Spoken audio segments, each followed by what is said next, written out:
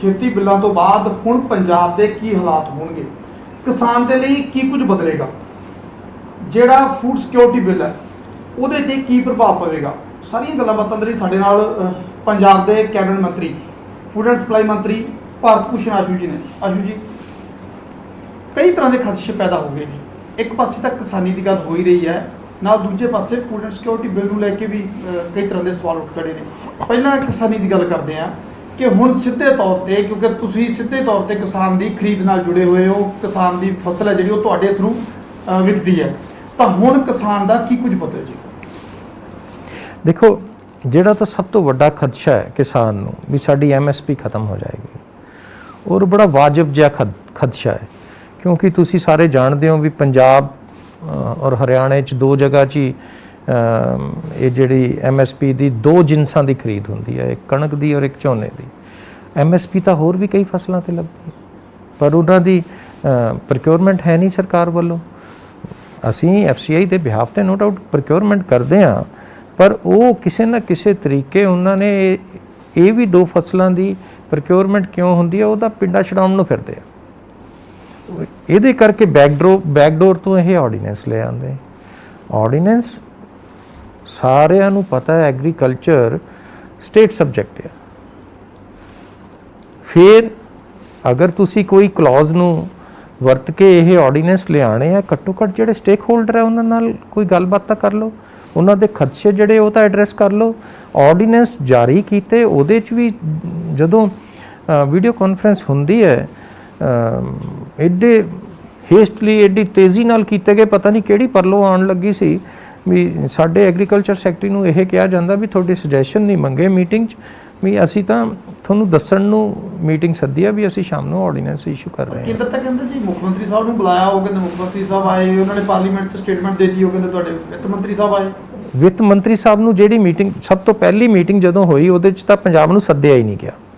CM ਸਾਹਿਬ ਨੇ ਤੁਹਾਨੂੰ ਸਾਰਿਆਂ ਨੂੰ ਦੱਸਿਆ ਆ ਕੇ ਪ੍ਰੈਸ ਵਿੱਚ, ਜਦੋਂ ਆਬਜੈਕਸ਼ਨ ਇਹਨਾਂ ਨੇ ਕੀਤਾ ਉਹ ਤਾਂ ਔਨ ਰਿਕਾਰਡ ਆ ਗੱਲਾਂ ਵੀ ਸਾਨੂੰ ਤੁਸੀਂ ਸੱਦਿਆ ਹੀ ਨਹੀਂ ਗਿਆ, ਇਹਦੇ ਤੇ ਡਿਸਕਸ਼ਨ ਚੱਲ ਰਹੀ ਹੈ। ਤਾਂ ਉਹਨਾਂ ਨੇ ਅਗਲੀ ਮੀਟਿੰਗ 'ਚ ਸਾਡੇ FM ਨੂੰ ਸੱਦਿਆ ਤੇ ਉੱਥੇ ਡਿਸਕਸ਼ਨ ਇਕੱਲੇ ਫਾਈਨੈਂਸ਼ੀਅਲ ਇਸ਼ੂਜ਼ ਦੀ ਹੋਈ। ਇਹ ਆਰਡੀਨੈਂਸ ਕਿਸ ਤਰੀਕੇ ਦਾ ਬਣਨਾ ਹੈ, ਕੀ ਇਹਦੀ ਇੰਪਲੀਮੈਂਟੇਸ਼ਨ ਹੈ, ਇਹਦੇ ਬਾਰੇ ਕੋਈ ਗਿਆਨ ਨਹੀਂ ਦਿੱਤਾ ਗਿਆ। ਤੀਸਰੀ ਮੀਟਿੰਗ ਜਿਹੜੀ ਸੈਕਟਰੀ ਲੈਵਲ ਤੇ ਹੁੰਦੀ ਹੈ, ਯੂਨੀਅਨ ਮਿਨਿਸਟਰ ਦੇ ਸੈਕਟਰੀ ਕਹਿੰਦੇ ਆ ਸਾਡੇ ਸੈਕਟਰੀ ਐਗਰੀਕਲਚਰ ਨੂੰ ਵੀ ਅਸੀਂ ਤੁਹਾਡੇ ਸੁਜੈਸ਼ਨ ਨਹੀਂ ਲੈਣੇ, ਅਸੀਂ ਤਾਂ ਇਹ ਤੁਹਾਨੂੰ ਦੱਸਣ ਨੂੰ ਕਰਿਆ ਵੀ ਇਹ ਅਸੀਂ ਆਰਡੀਨੈਂਸ ਇਸ਼ੂ ਕਰਨ ਜਾ ਰਹੇ ਹਾਂ, ਕਿਉਂਕਿ ਕੈਬਨਿਟ ਦੇ ਵਿੱਚ ਉਹਨਾਂ ਨੇ ਕਲੀਅਰ ਕਰਾ ਲਏ ਸੀਗੇ। ਹੁਣ ਜਦੋਂ ਸਰਕਾਰ ਨੂੰ ਕੌਨਫੀਡੈਂਸ 'ਚ ਨਹੀਂ ਤੁਸੀਂ ਲੈਂਦੇ, ਜਿਹੜੇ ਸਟੇਕ ਹੋਲਡਰ ਆ ਉਹਨਾਂ ਨੂੰ ਕੌਨਫੀਡੈਂਸ 'ਚ ਨਹੀਂ ਲੈਂਦੇ, ਉਸ ਕੈਬਨਿਟ ਦੇ ਵਿੱਚ ਪੰਜਾਬ ਦੀ ਨੁਮਾਇੰਦਗੀ ਕਰਦੇ ਇੱਕ ਮੰਤਰੀ ਤਾਂ ਬੈਠੇ ਆ ਜਿਹੜੇ ਅੱਜ ਯੂ ਟਰਨ ਲੈ ਗਏ। ਪਰ ਉਹ ਕਹਿੰਦੇ ਸਾਨੂੰ ਕਿਸੇ ਨੇ ਪੁੱਛਿਆ ਨਹੀਂ, ਦੱਸਿਆ ਨਹੀਂ। ਉਹ ਕਹਿੰਦੇ ਉਹ ਤਾਂ ਸਿੱਧੇ ਤੌਰ ਤੇ ਪਾਰਲੀਮੈਂਟ 'ਚ ਆ ਕੇ ਜਦੋਂ ਕੋਈ ਪਾਰਟੀ ਦਾ ਪ੍ਰਧਾਨ ਔਰ MP ਐਡੀ ਵੱਡੀ ਗੱਲ ਕਹਿ ਦੇ ਕਿ ਸਾਡੇ ਜਿਹੜੇ ਸਹਿਯੋਗੀ ਨੇ ਸਾਨੂੰ ਨਾ ਉਹਨਾਂ ਨੇ ਪੁੱਛਿਆ ਨਾ ਦੱਸਿਆ ਜੀ, ਤਾਂ ਉਸ ਤੋਂ ਬਾਅਦ ਅਸੀਂ ਫਿਰ ਉਹਨਾਂ ਨੂੰ ਕੀ ਸਵਾਲ ਕਰ ਸਕਦੇ ਹਾਂ? ਜਿਸ ਦਿਨ ਆਰਡੀਨੈਂਸ ਤੁਸੀਂ ਇਹ ਤਾਂ ਜਾਣਦੇ ਹੋ ਨਾ ਵੀ ਕੰਮ ਕਿਵੇਂ ਚੱਲਦੇ ਆ ਸਰਕਾਰਾਂ ਦੇ। ਆਰਡੀਨੈਂਸ ਇਸ਼ੂ ਹੋਣ ਤੋਂ ਪਹਿਲਾਂ ਕੈਬਨਿਟ 'ਚ ਡਿਸਕਸ ਤਾਂ ਹੁੰਦਾ। ਉਹਦੇ ਕੈਬਨਿਟ 'ਚ ਵਿਰੋਧ ਕੀਤਾ ਸੀ, ਕੈਬਨਿਟ 'ਚ ਕਾਂਗਰਸ ਪ੍ਰਚਾਰ ਵਾਲੇ ਪਾਸੇ ਲੱਗੇ ਆ। ਨਹੀਂ ਪ੍ਰਚਾਰ ਨਹੀਂ ਸਾਹਿਬ, ਜੇ ਕੈਬਨਿਟ 'ਚ ਵਿਰੋਧ ਕੀਤਾ ਸੀਗਾ ਤੇ ਨਿਕਲ ਕੇ ਬਾਹਰ ਵਿਰੋਧ ਜਾਰੀ ਰਹਿੰਦਾ ਸਾਹਿਬ। 3 ਮਹੀਨੇ ਤਾਈਂ ਉਹਦੀ ਵਕਾਲਤ ਕਿਉਂ ਹੋਈ, ਉਹਦੀ ਐਡਵੋਕੇਸੀ ਕਿਉਂ ਹੋਈ? ਅਗਰ ਤੁਹਾਡੇ ਤੇ ਇਹ ਬਾਈਂਡਿੰਗ ਹੈ ਵੀ ਜੋ ਕੈਬਨਿਟ 'ਚ ਹੋ ਜਾਏ ਉਹਦੇ ਵਾਸਤੇ ਸਾਰਿਆਂ ਦੀ ਇਕੱਠੀ ਜ਼ਿੰਮੇਵਾਰੀ ਰਹਿੰਦੀ ਹੈ, ਇਹ ਤੁਹਾਡੇ ਤੇ ਬਾਈਂਡਿੰਗ ਹੈ, ਤਾਂ ਤੁਹਾਡੇ ਸਾਰੇ ਸੂਬੇ ਦੇ ਅਗੇਂਸਟ ਇੱਕ ਡਿਸੀਜਨ ਹੋ ਗਿਆ, ਤੁਸੀਂ ਉਦੋਂ ਛੱਡ ਜਾਓ। ਸਭ ਇਹ ਸਭ ਗੱਲਾਂ ਝੂਠੀਆਂ ਨੇ। ਜਿਹੜੇ ਵਿੱਚ ਬੈਠ ਕੇ ਫੈਸਲੇ ਕਰਾਉਂਦੇ ਅੱਜ ਉਹ ਸਾਨੂੰ ਝੂਠਾ ਕਹਿੰਦੇ ਆ, ਜਿਹੜੇ ਉਦੋਂ ਦੇ ਹੀ ਰੌਲਾ ਪਾ ਰਹੇ ਆ ਵੀ ਇਹ ਗਲਤ ਹੋ ਗਿਆ, ਗਲਤ ਹੋ ਗਿਆ। ਜਿਹੜੇ ਉਦੋਂ ਦੇ ਹੀ ਕਹਿ ਰਹੇ ਆ ਵੀ ਸਾਨੂੰ ਪੁੱਛਿਆ ਨਹੀਂ ਗਿਆ। ਸਾਰੀਆਂ ਔਨ ਰਿਕਾਰਡ ਗੱਲਾਂ ਆ। ਅੱਜ ਕੋਈ ਮੈਨੀਫੈਸਟੋ ਦਿਖਾਈ ਜਾਂਦੇ, ਕੁਝ ਦਿਖਾਈ ਜਾਂਦੇ ਜਿਹਦੇ 'ਚ ਕੋਈ ਗੱਲਾਂ ਨਹੀਂ ਹੈ। ਜਦੋਂ ਇਹਦੀ ਵੀ ਵਕਾਲਤ ਕਰਦੇ ਸੀ ਤਾਂ ਇਹ ਕਹਿੰਦੇ ਸੀ 2017 ਦੇ ਵਿੱਚ ਕੈਪਟਨ ਸਰਕਾਰ ਨੇ ਇੱਕ ਫੈਸਲਾ ਲਿੱਤਾ ਸੀ, ਉਦੋਂ ਇਹ ਤਾਂ ਉਦੋਂ ਵੀ ਇਹ ਕਹਿੰਦੇ ਸੀ। ਤੁਹਾਡਾ ਕੇਂਦਰੀ ਚੋਣ ਮੈਨੀਫੈਸਟੋ ਵੀ ਦਿਖਾਇਆ ਜਾ ਰਿਹਾ। ਹਾਂ ਦਿਖਾਇਆ, ਉਹਦੇ 'ਚ ਇਹੋ ਜਿਹਾ ਕੋਈ ਗੱਲ ਹੀ ਨਹੀਂ ਹੈ। ਜਿਹੜੀਆਂ ਉਹ ਲਾਈਨਾਂ ਪੜਾਉਂਦੇ ਨੇ, ਮੈਂ ਕਿਹਾ ਇਹੋ ਜਿਹੀ ਕੋਈ ਗੱਲ ਹੀ ਨਹੀਂ ਹੈ। ਜੇ ਸਾਡੇ ਮੈਨੀਫੈਸਟੋ ਨੂੰ ਇਹ ਮੰਨਦੇ ਹੈ ਤਾਂ ਇਹਦਾ ਮਤਲਬ ਇਹ ਸਾਰਾ ਕੁਝ ਉੱਥੇ ਹੁੰਦੇ ਰਹਿਣ ਦੇਣਗੇ। ਔਰ ਵਿੱਚ ਭਾਈਵਾਲ ਬਣੇ ਬੈਠੇ ਰਹਿਣਗੇ। ਇਹ ਸਭ ਹੁਣ ਪੋਲਿਟਿਕਸ ਹੋ ਰਹੀ ਹੈ ਜੀ, ਕੋਈ ਗੱਲਾਂ ਨਹੀਂ। ਤੁਸੀਂ ਇਹ ਜਾਣਦੇ ਹੋ, ਸਾਰਾ ਪੰਜਾਬ ਜਾਣਦਾ, ਕਿਸਾਨ ਜਾਣਦੇ, ਸਾਰੇ ਹਿੰਦੁਸਤਾਨ ਦੇ ਕਿਸਾਨ ਜਾਣਦੇ ਵੀ ਜਿਸ ਦਿਨ ਆਰਡੀਨੈਂਸ ਹੋਏ ਸੀਗੇ ਉਸੇ ਦਿਨ ਤੋਂ ਕੈਪਟਨ ਅਮਰਿੰਦਰ ਸਿੰਘ ਇਹਦੇ ਖਿਲਾਫ ਖੜੇ, ਆਵਾਜ਼ ਚੱਕੀ, ਇੱਕੋ ਦਮ ਆਲ ਪਾਰਟੀ ਮੀਟਿੰਗ ਸੱਦੀ। ਆਲ ਪਾਰਟੀ ਮੀਟਿੰਗ 'ਚ ਵੀ ਸਾਰੀਆਂ ਪਾਰਟੀਆਂ, ਖੱਬੇ ਪੱਕੀ ਪਾਰਟੀਆਂ, ਆਮ ਆਦਮੀ ਪਾਰਟੀ, BSP, ਸਾਰੇ ਇਕਜੁੱਟ ਹੋ ਕੇ ਕੇਂਦਰ ਸਰਕਾਰ ਨੂੰ ਇਹਨੂੰ ਰੀਕਨਸੀਡਰ ਕਰਨ ਨੂੰ ਕਹਿ ਰਹੇ। ਉੱਥੇ ਵੀ ਦੋਨੋਂ ਪਾਰਟੀਆਂ ਨਹੀਂ, ਪਰ ਹੁਣ ਤਾਂ ਦੇਖੋ ਜੀ ਸਾਰੇ ਤੁਸੀਂ ਖਿਲਾਫ ਹੋ। ਸਭ ਮੈਂ ਕਹਿ ਰਿਹਾ, ਹੁਣ ਇਕੱਠੇ ਹੋ ਕੇ ਦੇਖ ਲਓ। ਮੈਂ ਤਾਂ ਬਿਲਕੁਲ ਕਹਿ ਰਿਹਾ। ਜਦੋਂ ਪਹਿਲੀ ਗੱਲ ਦਾ ਤੁਹਾਡੀ ਦਾ ਜਵਾਬ ਦਿੱਤਾ ਉਹਨਾਂ ਦਾ ਵੀ ਉਹ ਕਹਿੰਦੇ ਜੀ ਸਾਨੂੰ ਪੁੱਛਿਆ ਹੀ ਨਹੀਂ ਗਿਆ, ਉਹ ਗੱਲ ਬਿਲਕੁਲ ਗਲਤ ਆ। ਆਪਾਂ 3 ਮਹੀਨੇ ਇਹਦੀ ਵਕਾਲਤ ਕਰਨ ਤੋਂ ਬਾਅਦ ਹੁਣ ਜਦੋਂ ਕਿਸਾਨਾਂ ਦੀ ਤਾਕਤ ਦੇਖੀ ਤੇ ਉਸ ਤੋਂ ਬਾਅਦ ਆਪਣਾ ਮਨ ਬਦਲਿਆ, ਨਹੀਂ ਤਾਂ ਅਸੀਂ ਕੁਰਸੀ ਮਗਰ ਹੀ ਚਿਮੜੇ ਰਹੇ। ਪਰ ਅੱਜ ਦੇਰ ਆਏ ਦਰੁਸਤ ਆਏ। ਅੱਜ ਵੀ ਮੈਂ ਕਹਿਣਾ ਸਾਡਾ ਮਕਸਦ ਪੋਲਿਟਿਕਸ ਤੋਂ ਉੱਪਰ ਉੱਠ ਕੇ ਇਸ ਆਰਡੀਨੈਂਸਾਂ ਨੂੰ ਵਾਪਸ ਕਰਾਉਣ ਦਾ ਹੋਣਾ ਚਾਹੀਦਾ ਜੀ। ਅੱਜ ਉਹਨਾਂ ਨੇ ਸੋਚ ਹੀ ਲਿਆ ਵੀ ਅਸੀਂ ਕਿਸਾਨਾਂ ਦੇ ਨਾਲ ਖੜਨਾ, ਜਿਹੜਾ ਬਿਲਕੁਲ ਠੀਕ ਬਣਦਾ ਇਸ ਵੇਲੇ। ਰੱਬ ਨੇ ਉਹਨਾਂ ਨੂੰ ਸੋਝੀ ਦੇਤੀ ਟਾਈਮ ਨਾਲ। ਤਾਂ ਅੱਜ ਸਾਡਾ ਸਭ ਤੋਂ ਪਹਿਲਾ ਫਰਜ਼ ਬਣਦਾ ਵੀ ਇਹ ਆਰਡੀਨੈਂਸਾਂ ਨੂੰ ਦੁਬਾਰਾ ਕਿਸੇ ਨਾ ਕਿਸੇ ਤਰੀਕੇ ਇਹਨੂੰ ਰੀਕਨਸੀਡਰ ਕਰਵਾਈਏ, ਇਹਦੇ 'ਚ ਜੋ ਕਿਸਾਨਾਂ ਦੇ ਖਦਸ਼ੇ ਉਹ ਦੂਰ ਕਰਵਾਈਏ, ਉਹਨਾਂ ਦਾ ਜਿਹੜਾ ਫਿਊਚਰ ਹੈ ਉਹ ਸੇਫ ਰੱਖੀਏ। ਮੰਤਰੀ ਸਾਹਿਬ ਉਹੀ ਗੱਲ ਹੈ ਨਾ, ਮੈਂ ਪਹਿਲਾਂ ਜ਼ਿਕਰ ਕਰ ਰਿਹਾ ਸੀ ਕਿ ਆਪਾਂ ਨਿੱਕੇ ਹੁੰਦੇ ਪੜ੍ਹਦੇ ਰਹੇ ਹਾਂ ਕਿ ਉਹ ਇੱਕ ਜਿਹੜੀ ਆ ਸੋਟੀ ਸੋਖੀ ਟੁੱਟ ਜਾਂਦੀ ਆ, ਉਹ ਇਕੱਠੀਆਂ ਕਰਦੇ ਆ, ਟੁੱਟਦੀਆਂ ਨਹੀਂ ਜੀ। ਤੇ ਅੱਜ ਜਿਹੜੇ ਹਾਲਾਤ ਨੇ, ਰਾਜਨੀਤੀ ਤਾਂ ਉਹ ਤਾਂ ਹੀ ਹੋਊ ਨਾ ਜੀ ਪੰਜਾਬ 'ਚ, ਜੇ ਪੰਜਾਬ 'ਚ ਕੁਝ ਬਚੂਗਾ। ਪੰਜਾਬ ਕੀ ਹੈ? ਪੰਜਾਬ ਦਾ ਕਿਸਾਨ। ਜੇ ਕਿਸਾਨ ਨਹੀਂ ਬਚੂਗਾ ਤਾਂ ਰਾਜਨੀਤੀ ਤਾਂ ਬਹੁਤ ਦੂਰ ਦੀ ਗੱਲ ਹੈ। ਜੇ ਰਾਜਨੀਤੀ ਨਾ ਆਉਂਦੀ ਤਾਂ ਫਿਰ ਤੁਹਾਨੂੰ ਲੋੜ ਹੀ ਨਹੀਂ ਪੈਣੀ ਜੀ। ਸਰਕਾਰਾਂ ਫਿਰ ਨਾਮ ਹੀ ਰਹਿ ਗਈਆਂ, ਜੇ ਸਾਰੀਆਂ ਚੀਜ਼ਾਂ ਕੇਂਦਰ ਦੇ ਅਧਿਕਾਰ ਦੇ ਵਿੱਚ ਆ ਰਹੀਆਂ। ਤਾਂ ਕੀ ਤੁਸੀਂ ਇੱਕ ਮੰਚ ਤੇ ਇਕੱਠਾ ਕਰਨ ਦੇ ਲਈ ਇੱਕ ਦੂਜੇ ਦੇ ਖਿਲਾਫ ਹੁਣ ਸਟੇਟਮੈਂਟਾਂ ਬੰਦ ਹੋ ਕੇ, ਕਿ ਟਾਈਮ ਅੱਜ ਐਸਾ ਹੈ ਕਿ ਇਕੱਠੇ ਹੋਣ ਦਾ ਤੁਹਾਨੂੰ ਲੱਗਦਾ ਹੈ ਕਿ ਤੁਸੀਂ ਇਸ ਦੀ ਸ਼ੁਰੂਆਤ ਕਰ ਸਕਦੇ ਹੋ, ਪਹਿਲ ਕਰ ਸਕਦੇ ਹੋ, ਕੈਪਟਨ ਸਾਹਿਬ ਨਾਲ ਗੱਲ ਕਰ ਸਕਦੇ ਹੋ ਜਾਂ ਅਕਾਲੀ ਦਲ ਦੇ ਪ੍ਰਧਾਨ ਸਾਹਿਬ ਨਾਲ ਗੱਲ ਕਰ ਸਕਦੇ ਹੋ? ਬਰਾੜ ਸਾਹਿਬ, ਮੈਂ ਤੁਹਾਨੂੰ ਉਹੀ ਦੱਸਣ ਲੱਗਿਆ ਸੀਗਾ ਵੀ ਕੈਪਟਨ ਸਾਹਿਬ ਕਦੀ ਇਸ ਚੀਜ਼ ਤੋਂ ਪਿੱਛੇ ਹੀ ਨਹੀਂ ਹਟੇ। ਕੈਪਟਨ ਸਾਹਿਬ ਨੇ ਉਸੇ ਦਿਨ ਹੀ ਪਹਿਲ ਕਰਤੀ ਜਿਸ ਦਿਨ ਆਰਡੀਨੈਂਸ ਇਸ਼ੂ ਹੋਏ, ਆਲ ਪਾਰਟੀ ਮੀਟਿੰਗ ਸੱਦ ਲਈ ਵੀ ਆਪਾਂ ਨੂੰ ਇਕੱਠੇ ਹੋ ਕੇ ਇਹਦੇ ਅਗੇਂਸਟ ਲੜਨਾ ਚਾਹੀਦਾ। ਮੈਂ ਤੁਹਾਨੂੰ ਉਹੀ ਤਾਂ ਦੱਸਿਆ। ਅੱਜ ਵੀ ਕੈਪਟਨ ਸਾਹਿਬ ਨੇ ਇਹ ਕਿਹਾ ਵੀ ਆਓ ਇਕੱਠੇ ਹੋ ਕੇ ਲੜੀਏ, ਅਸੀਂ ਲੜਨ ਦਿੱਲੀ ਜਾਣ ਨੂੰ ਤਿਆਰ ਆ, ਸਾਡੇ ਨਾਲ ਬੈਠੋ। ਪਰ ਤੁਸੀਂ ਆਪ ਸਮਝਦੇ ਹੋ ਵੀ ਇੱਕ ਪਾਸੇ ਅਸੀਂ ਭਾਈਵਾਲੀ 'ਚ ਰਹੀਏ ਉਹਨਾਂ ਨਾਲ, ਦੂਸਰੇ ਪਾਸੇ ਅਸੀਂ ਲੜਨ ਦਾ ਡਰਾਮਾ ਕਰੀਏ, ਲੜਾਈ ਹੋ ਸਕਦੀ ਹੈ। ਕੈਪਟਨ ਸਾਹਿਬ ਅੱਜ ਵੀ ਖੁੱਲੇ ਦਿਲ ਨਾਲ ਬੈਠੇ ਆ ਕਿਉਂਕਿ ਉਹ ਕਿਸਾਨਾਂ ਵਾਸਤੇ ਹੈ, ਉਹ ਆਪਣੇ ਵਾਸਤੇ ਨਹੀਂ, ਉਹ ਪੰਜਾਬ ਵਾਸਤੇ ਸੋਚ ਰਹੇ ਆ ਵੀ ਇਹਦੇ ਦੂਰ ਅੰਦੇਸ਼ੀ ਨਾਲ ਇਫੈਕਟ ਕੀ ਹੋਣੇ ਨੇ। ਜਦੋਂ ਕਿਸਾਨਾਂ ਦਾ ਨੁਕਸਾਨ ਹੋਣਾ ਹੈ, law and order position create ਹੋਣੀ ਹੈ, ਤਾਂ ਤੁਸੀਂ ਸਮਝਦੇ ਹੋ ਵੀ ਹਾਲਾਤ ਕਿੱਦਾਂ ਵਿਗੜਨੇ ਨੇ। ਅਸਲੀ ਇੱਕ ਸਟਰਕਚਰ ਬਣਿਆ ਹੋਇਆ ਜੀ, ਫੈਡਰਲ ਢਾਂਚਾ, ਕੇਂਦਰ ਦੇ ਆਪਣੇ ਅਧਿਕਾਰ ਨੇ, ਸਾਡੇ ਸਟੇਟਾਂ ਦੇ ਆਪਣੇ ਅਧਿਕਾਰ ਨੇ। ਖੇਤੀ ਸਿੱਧੇ ਤੌਰ ਤੇ ਮੈਨੂੰ ਲੱਗਦਾ ਹੈ ਕਿ ਅੱਜ ਦੇ ਦਿਨਾਂ ਦੇ ਵਿੱਚ, ਪਹਿਲਾਂ ਸ਼ਾਇਦ ਕਿਸੇ ਨੂੰ ਨਾ ਪਤਾ ਹੋਵੇ, ਪਰ ਅੱਜ ਦੇ ਦਿਨਾਂ 'ਚ ਮੈਨੂੰ ਲੱਗਦਾ ਬੱਚੇ ਨੂੰ ਪਤਾ ਲੱਗ ਗਿਆ ਕਿ ਜਿਹੜੀ ਖੇਤੀ ਹੈ ਉਹ ਸਿੱਧੇ ਤੌਰ ਤੇ ਸੂਬੇ ਦਾ ਅਧਿਕਾਰ ਸੀ ਜੀ। ਇਹ ਸੂਬੇ ਦੇ ਆਪਣੇ ਹੱਥ ਦੇ ਵਿੱਚ ਸੀ ਕਾਨੂੰਨ ਬਣਾਉਣੇ, ਲੋਕਤੰਤਰ ਹੈ। ਤਾਂ ਜਦੋਂ ਇਹਨਾਂ ਚੀਜ਼ਾਂ ਦੇ ਵਿੱਚ ਬਦਲਾਅ ਹੋਣ ਲੱਗਿਆ, ਅੱਜ ਖੇਤੀ 'ਚ ਹੋਇਆ, ਐਜੂਕੇਸ਼ਨ 'ਚ ਹੋਇਆ, ਕੱਲ ਨੂੰ ਬਿਜਲੀ 'ਚ ਅਗਰ ਹੋ ਜਾਂਦਾ, ਤਾਂ ਇਸ ਚੀਜ਼ ਨੂੰ ਰੋਕਿਆ ਕਿੱਦਾਂ ਜਾ ਸਕਦਾ ਹੈ? ਇਹ ਰੁਕੇਗਾ ਕਿੱਦਾਂ ਫਿਰ? ਜੇ ਸਾਡਾ ਜਿਹੜੇ ਇਸ ਤੋਂ ਪਹਿਲਾਂ ਸੰਵਿਧਾਨ ਹੈ, ਜੇ ਉਹਦੇ 'ਚ ਹੀ ਬਦਲਾਅ ਹੋਣ ਲੱਗੇ ਤਾਂ ਫਿਰ ਅਸੀਂ ਸਟੇਟਾਂ ਦੇ ਮਾਇਨੇ ਕੀ ਰਹਿ ਜਾਣਗੇ? ਇਹੀ ਗੱਲ ਕੈਪਟਨ ਸਾਹਿਬ ਨੇ ਕਹੀ। ਜਦੋਂ 3 ਮਹੀਨੇ ਤੁਸੀਂ ਪਿਛਲੇ 3-3.5 ਮਹੀਨੇ ਆਰਡੀਨੈਂਸਾਂ ਤੋਂ ਬਿੱਲ ਦੇ ਵਿੱਚ ਕਨਵਰਟ ਹੋਣ ਤੋਂ ਵਿਚਾਲੇ ਟਾਈਮ ਸੀਗਾ ਜਿਹਦੇ ਸੁਖਬੀਰ ਜੀ ਇਹ ਕਹਿੰਦੇ ਸੀ ਮੈਂ ਗਰੰਟੀ ਕਰਦਾ MSP ਕਿਤੇ ਨਹੀਂ ਜਾਊ, ਮੈਂ ਗਰੰਟੀ ਕਰਦਾ MSP ਕਿਤੇ ਨਹੀਂ ਜਾਊ। ਹੁਣ ਮੋਦੀ ਸਾਹਿਬ ਤੇ ਹੁਣ ਤੋਮਰ ਸਾਹਿਬ ਕਹਿਣ ਲੱਗ ਗਏ, ਉਸ ਤੋਂ ਬਾਅਦ ਮੋਦੀ ਸਾਹਿਬ ਨੇ ਵੀ ਕਹਿਤਾ MSP ਕਿੱਧਰ ਨਹੀਂ ਜਾਊ। ਪਰ ਜਿਹੜੇ ਕਿਸਾਨ ਦਾ ਖਦਸ਼ਾ ਕੌਣ ਦੂਰ ਕਰੂ? ਤੇ ਦੂਸਰਾ ਜਿਹੜੀਆਂ ਗਰੰਟੀਆਂ ਦੀ ਗੱਲ ਕਰਦੇ ਆ, ਗਰੰਟੀਆਂ ਸਰ ਕਿੱਥੇ ਰਹਿ ਗਈਆਂ? ਤੁਸੀਂ ਹੁਣੇ ਹੀ ਐਗਰੀਕਲਚਰ 'ਚ ਜਿਹੜੇ ਸਟੇਟਾਂ ਦਾ ਅਖਤਿਆਰ ਖੋਲਿਆ, ਆਪ ਆਰਡੀਨੈਂਸ ਇਸ਼ੂ ਕਰਤੇ ਬਗੈਰ ਸਟੇਟਾਂ ਨੂੰ ਕੌਨਫੀਡੈਂਸ 'ਚ ਲਏ। ਦੂਸਰੀ ਗੱਲ GST ਤੇ ਉਹਨਾਂ ਦੀ ਗਰੰਟੀ ਸੀਗੀ ਸੈਂਟਰ ਦੀ, ਅੱਜ ਵੀ 6-6 ਮਹੀਨੇ ਨਹੀਂ ਮਿਲਦੀ। ਕਿੱਥੇ ਖੜੀ ਹੈ ਗਰੰਟੀ ਸਰ? ਕਾਂਸਟੀਟਿਊਸ਼ਨਲ ਗਰੰਟੀਆਂ ਕਿੱਥੇ ਗਈਆਂ ਜੀ? ਰੋਜ਼ ਤੁਸੀਂ ਚੱਕਦੇ ਹੋ, ਤੁਹਾਡੇ ਕੋਲ ਇੰਨੀ ਮੈਜੋਰਿਟੀ ਹੈ ਤਗੜੀ, ਤੁਸੀਂ ਜਦੋਂ ਮਰਜ਼ੀ ਚਾਹੁੰਦੇ ਹੋ ਕਾਂਸਟੀਟਿਊਸ਼ਨ ਅਮੈਂਡ ਕਰ ਦਿੰਦੇ ਹੋ ਆਪਣੇ ਹਿਸਾਬ ਨਾਲ। ਕਿੱਥੇ ਰਹਿ ਗਈ ਸਰ ਗਰੰਟੀ? ਕਿਹਦੀ ਗਰੰਟੀ ਸਰ? ਅੱਜ ਮਜ਼ਾਕ ਬਣ ਕੇ ਰਹਿ ਗਿਆ ਹਿੰਦੁਸਤਾਨ ਦਾ ਢਾਂਚਾ। ਕਿਸਾਨ ਸੜਕਾਂ ਤੇ ਖੜੇ ਆ ਤੇ ਉਹਨਾਂ ਨੂੰ ਕਹਿ ਰਿਹਾ ਵੀ ਵਰਗਲਾਇਆ ਜਾ ਰਿਹਾ। ਪੰਜਾਬ ਦਾ ਕਿਸਾਨ ਵਰਗਲਾਇਆ ਜਾ ਸਕਦਾ ਸਾਹਿਬ? ਉਹਨਾਂ ਨੂੰ ਬਕਾਇਦਾ ਤੌਰ ਤੇ ਉਹੀ ਕਿਸਾਨਾਂ ਨੂੰ ਸੱਦਿਆ ਵੀ ਇਹ ਆਰਡੀਨੈਂਸਿਸ ਤੇ ਆਪਾਂ ਡਿਸਕਸ ਕਰੀਏ। ਸੀਐਮ ਸਾਹਿਬ ਨੇ ਸਾਰਿਆਂ ਨੇ ਇਕਜੁੱਟ ਹੋ ਕੇ, ਕਿਤੇ ਉਹ ਪੜ੍ਹ ਕੇ ਨਹੀਂ ਆਏ ਸਰ। ਸਾਡਾ ਐਡਾ ਪ੍ਰੋਗਰੈਸਿਵ ਕਿਸਾਨ ਆ ਜਿਨ੍ਹਾਂ ਨੇ ਇੱਥੇ ਗ੍ਰੀਨ ਰੈਵੋਲੂਸ਼ਨ ਲਿਆਂਦਾ, ਫਸਲਾਂ ਇਸ ਲੈਵਲ ਤੇ ਹੀ ਉਗਾਈਆਂ, ਇਸ ਲੈਵਲ ਤੇ ਹੀ ਪ੍ਰੋਡਕਸ਼ਨ ਕੀਤੀ ਵੀ ਸਾਰੇ ਹਿੰਦੁਸਤਾਨ ਦਾ ਢਿੱਡ ਭਰਿਆ।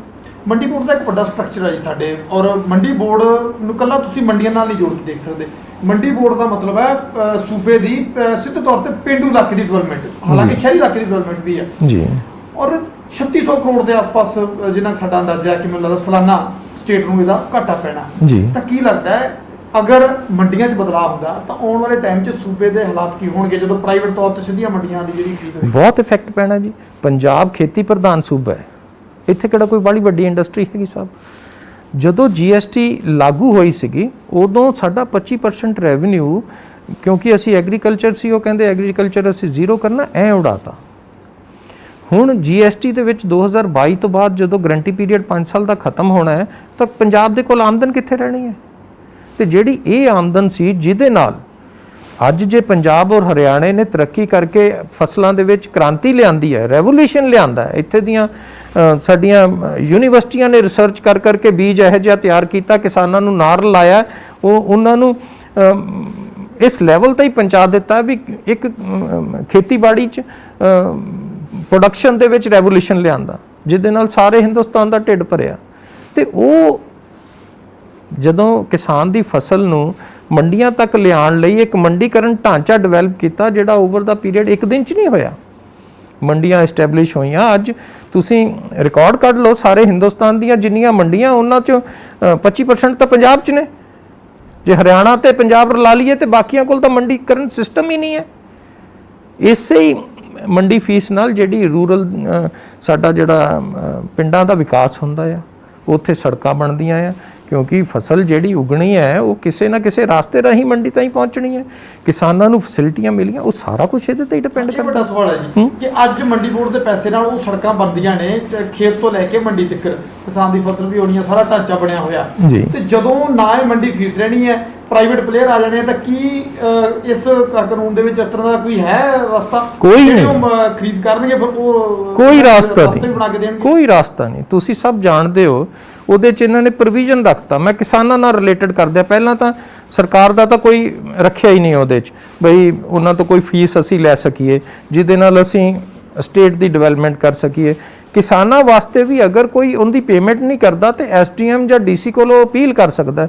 ਤੁਸੀਂ ਜਾਣਦੇ ਹੋ SDM DC ਕੋਲ ਇੱਕ MNC ਦਾ, ਇੱਕ ਵੱਡੀ ਕੰਪਨੀ ਵਾਲੇ ਦਾ ਜਾਣਾ ਸੌਖਾ ਜਾਂ ਸਾਡੇ ਕਿਸਾਨ ਦਾ ਜਾਣਾ ਸੌਖਾ? ਉਹਨਾਂ ਨੂੰ ਉਹਨਾਂ ਦੇ ਹਵਾਲੇ ਕਰਨ ਵਾਲੀ ਗੱਲ ਕਰਤੀ। ਇੱਕ ਜਿਸ ਤਰ੍ਹਾਂ ਫੂਡ ਐਂਡ ਸਿਕਿਉਰਿਟੀ ਬਿੱਲ ਦੀ ਗੱਲ ਕਰ ਰਹੇ ਸੀਗੇ ਕਿ ਗਰੀਬ ਜਿਨ੍ਹਾਂ ਦੇ ਕੋਲੇ ਅਨਾਜ ਨਹੀਂ ਮਿਲ ਰਿਹਾ ਉਹਨਾਂ ਦੇ ਢਿੱਡ 'ਚ ਦਾਣਾ ਪਾਉਣ ਦੇ ਵੀ ਜਿਹੜਾ ਹੈਗਾ ਇੱਕ ਐਕਟ ਬਣਾਇਆ ਗਿਆ।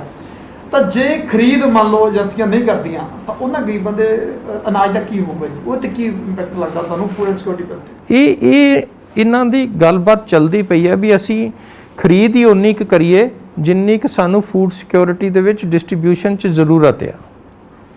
ਕਿਸਾਨ ਨੂੰ ਇਹ ਪਹਿਲਾਂ ਤੋਂ ਪਤਾ ਵੀ ਇਹ ਗੱਲਬਾਤ ਚੱਲਦੀ ਆ ਰਹੀ।